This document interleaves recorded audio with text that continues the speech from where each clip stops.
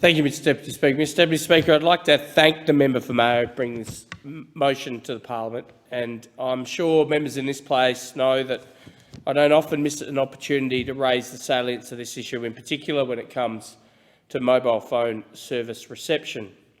A functional mobile phone service was once a luxury, but it is now a necessary business tool. And in the case of regional communities, particularly for the farming sector, it's a key part of their safety toolkit. The official statistics tell us that 99.5% of the population and 33% of Australia's landmass is covered. These aren't the statistics I focus on. I'm focused on the 399 community-identified black spots in my electorate of Barker alone. A recent survey conducted by the Wattle Range Council on this issue showed that residents of that local government region rated their phone service 2 out of 5. 70% said they would regularly operate at 2 bars or less. That's just not good enough for an area of roughly 4,000 square kilometres with a population of 12,000 people. That might be rural, it might be regional, but it's absolutely not remote. It's just not good enough.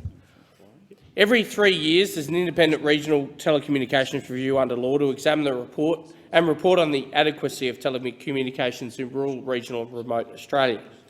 The 2021 review is due to be reported on next month. The review has consulted widely. It's held 24 online consultation sessions. There's been over 500 participants, and they've received a record number of submissions at 656. But, Mr Deputy Speaker, I suspect the review will discover much of what the RRCC and this motion is saying. I suspect that because it's what I hear day to day from my constituents. There's not a day that doesn't go by when I'm in community and I don't hear people speak about this issue or complain about it directly to me. They're paying for a mobile service that they're unable to use much of the time. I can confidently say it's the number one issue that's raised with me. Daylight second. For example, I want to read an excerpt from a letter written to Telstra from one such constituent. The constituent writes, "The Pabinga area has grain and sheep producers and 2 major potato growers. These Pabinga businesses we are at a distinct disadvantage when it comes to being competitive in the grain, wool and lamb markets. Not being able to contact agents or traders on time can be extremely costly. This is a real issue for us.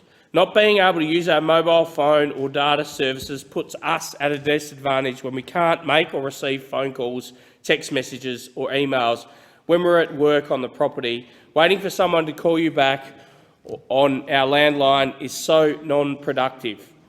When we have a breakdown or an emergency situation, we have to make a dash for one of our landlines so we can make the appropriate calls to get the issue attended to.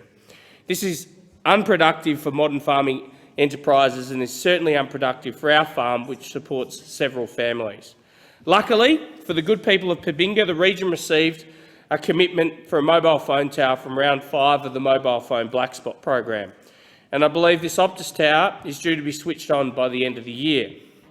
So while government's Mobile Black Spot program has addressed the issue for Pabinga, there are many, many stories around my electorate, indeed around this country, just like that I've read out to you.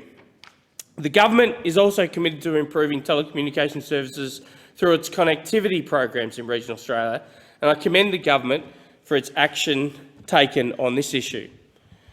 Our government has taken action through the Mobile Phone Black Spot program. There's more work to be done, but is taking that action, which is in stark contrast to 0 towers erected during that period between 2007 and 2013. Now, the member for Berowra has taken up the charge, and I'm pleased for him to be on our side in this fight, and I'm fully supportive of what he's doing via his private member's bill, and he's obviously alluded to that earlier in his contribution. In particular, it does 4 things. Just want to reiterate them. It creates a universal mobile service obligation. It forces telecommunication companies to improve customer service, forces telcos to be more responsible in provision of maintenance and service to disaster-prone areas, and bolsters competition.